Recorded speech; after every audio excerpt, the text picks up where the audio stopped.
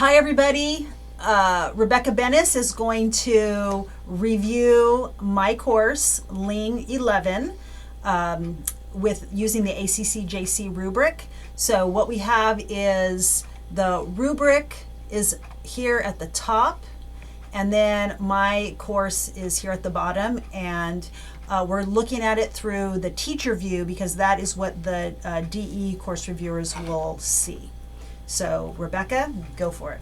All right, so we're going to start on the home page, and I can see that there's some announcements, but what I want to do is make sure I have the teacher's name right. So I'm going to grab the syllabus. The teacher's name is Sally Potter, and the other thing I want to check on the syllabus is for office hours, because office hours are a really easy way for me to check for regular interaction. And as I scroll down, I can see that this instructor does have office hours, so I'm going to go ahead and I can check the regular predictable engagement. Once I've got the instructor's name, which is Potter in this case, I'm going to keep that in the back of my mind, but the first place I'm going to go is announcements and see what announcements this instructor has. So I can see there's one for an office hour, a week 12, recaps of 8 and 9, week 11.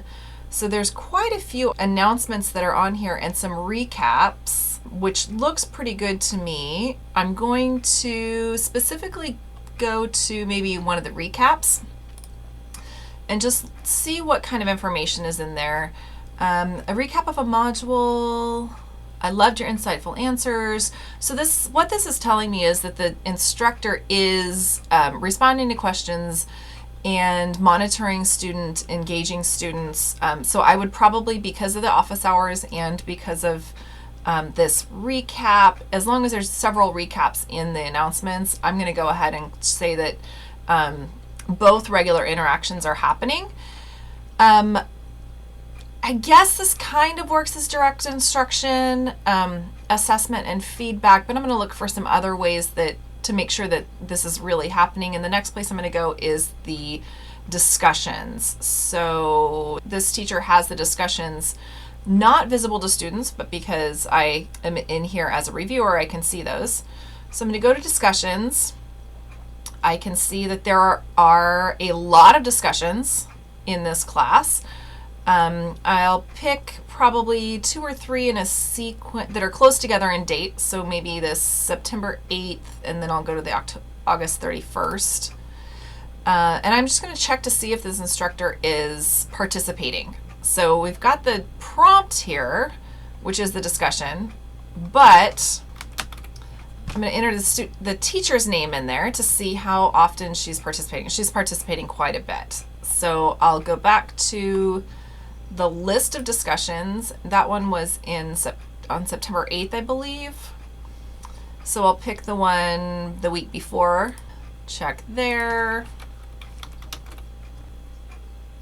And I can see that she's participating there again as well. I might check one more, but this is looking pretty good to see that that she's facilitating group discussions. So that was August, September. Maybe I'll pick one the beginning of October. I'll put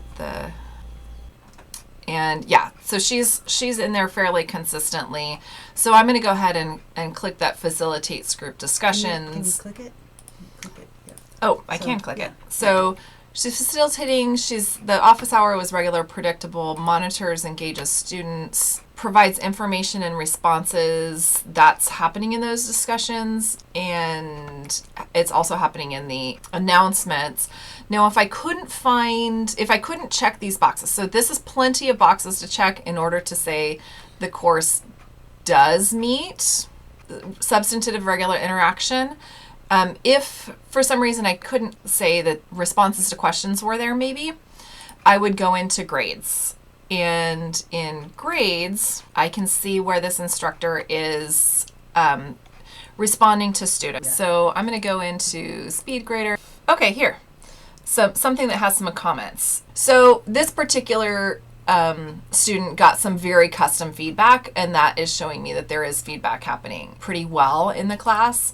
I'll take a look at some others. Oh, this is great feedback. If I'm seeing stuff that has this amount of feedback from the instructor that's custom to the student. This type of feedback that I'm seeing with that's very custom to the student experience, if I'm seeing that in a couple of assignments, that's going to allow me to also click that provides information, assessment and feedback here in substantive interaction, but also engages students and monitors success. What if I have, in my discussions, I'm not in the discussion facilitating, giving feedback, giving comments to the students, but what if I am giving comments in the speed grader to what they posted in the discussion? How would you categorize that? In that case, I would hope that there would be some indication either in the syllabus or in the discussion itself that said, please look for your comments, please look for your feedback in SpeedGrader, so that the student knows that that's where they should be looking for feedback, but also as a reviewer, that will tell me, okay, that's where I need to go find that feedback. Although that counts as assessment and feedback, not facilitating a group discussion. Facilitating a group discussion would be something like that you would replicate in person if you were in a classroom. So if you're having a small group discussion or a full class discussion in a classroom, obviously those interactions are going to be viewable to other students. So that's what's happening in a discussion board on Canvas, and that's what facilitating a group discussion means. If you're only giving feedback on their discussion posts within SpeedGrader, I would call that assessment and feedback. And that would really only count as one substantive interaction method, even if that interaction is happening in the discussion board.